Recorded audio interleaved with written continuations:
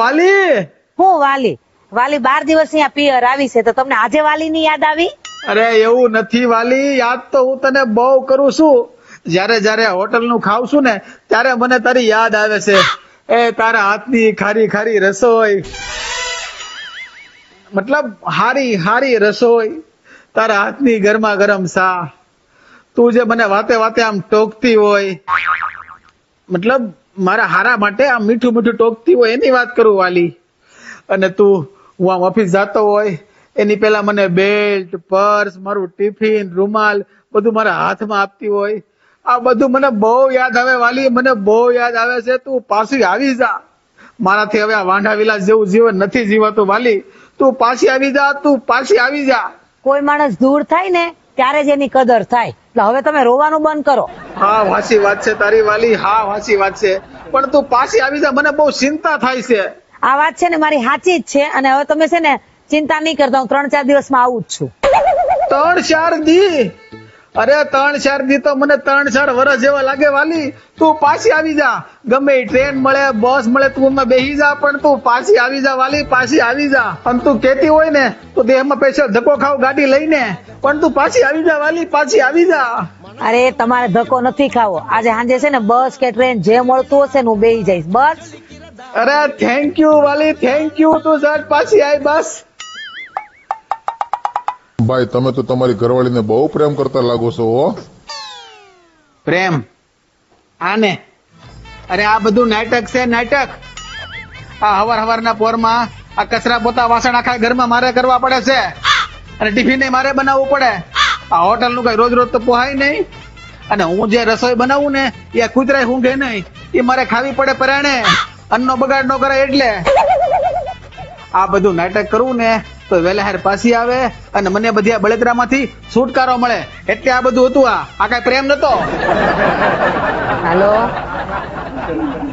હાલો તમને કઈ અવાજ આવે છે? હાલો હાલો હલો હાલો. હા વાલી.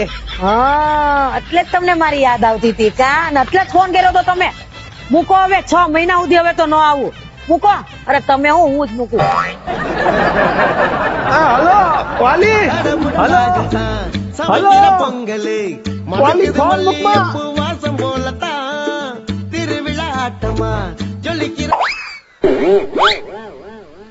અસલી માસ્ટર પ્લાન તો આ હતો. સાય કરીને ફોન ચાલુ રાખ્યો, સાય કરીને બધી વાતો એને સંભળાવી, એટલે ઈ રિહાઈ જાય અને 6 મહિના સુધી પાછી ન આવે. હું આ તો માસ્ટર પ્લાન.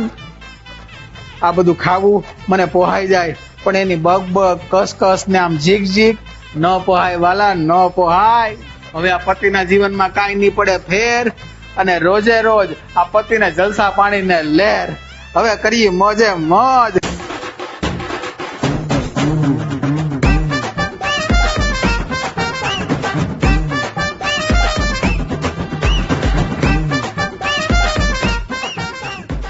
ભાઈ મિત્રો, આ તો ઘડી બે ઘડી થોડીક હસી મજાક થાય એનો એક પ્રયત્ન હતો. આપના ચહેરા પર સ્મિત આવે ને એનો એક પ્રામાણિક પ્રયાસ હતો. પણ અસલ જિંદગીમાં એમ કહેવાય ને કે જીવન સાથી વગર એક સમય પછી જીવવું થોડુંક અઘરું બની જાય છે. મારા મમ્મી એમ કહેતા કે જે પતિ પત્ની હોય ને એને આગ પાણીની જેમ રહેવું. કે જયારે એક થોડો ગુસ્સામાં હોય, એમ આગની જેમ વરાળ નાખતો હોય ને તો બીજા ઠંડુ થઈ જવું, પાણી જેવું થઈ જવું એમ. અને બીજું જયારે આગ થાય ત્યારે આ પાણી જેવું થઈ જવું. પણ બે એકારે ભડકા નહીં કરવા, નકર શું છે કે જે લગ્ન જીવન હોય ને એમાં આગ લાગી જાય એમ. એટલે બંને આગે હારા નહીં, બંને પાણી હારા નહીં. આમ કહેવાય ને કે મોજ મોજથી રહેવું થોડુંક અઘરું છે, પણ કોશિશ કરવી એમ. એવું નથી કે અમારા જીવનમાં ક્યારે ઝઘડા નથી થયા, પણ જ્યારથી અમે ઝઘડા હાવ નહીં બરાબર કરી દીધા, બંધ કરી દીધા ને પછી મોજે મોજ આવી જીવનની અંદર એમ. અને ઘણા બધા સપના પછી પૂરા થયા. અને અમે રોજ કહીએ છીએ અને આજે પણ કહું કે લગ્ન જીવનની રમત છે ને, જો તમે દિલથી રમો તો મોજે મોજ છે. બાકી તમને, મને અને આખા ગામને ખબર છે કે ઉપાધિ તો રોજે રોજ છે. ઉપાધિને કડી સાઈડમાં મૂકી દો, કરી લો મોજે મોજ. બાકી અમારા વિડીયો જોવાની મજા આવતી હોય તો લાઈક અને શેર કરી દેજો, ફોલો કરજો, તમને વધારે ગમશે. યુટ્યુબ ચેનલમાં જોતા હોય તો ચેનલને. સબસ્ક્રાઇબ કરી દેજો. તો ચલો ફરી મળીશું નવા વિડીયોમાં. ત્યાં સુધી વ્યસ્ત રહો, મસ્ત રહો, તંદુરસ્ત રહો, સદાય હસતા રહો. જય રામ રામ.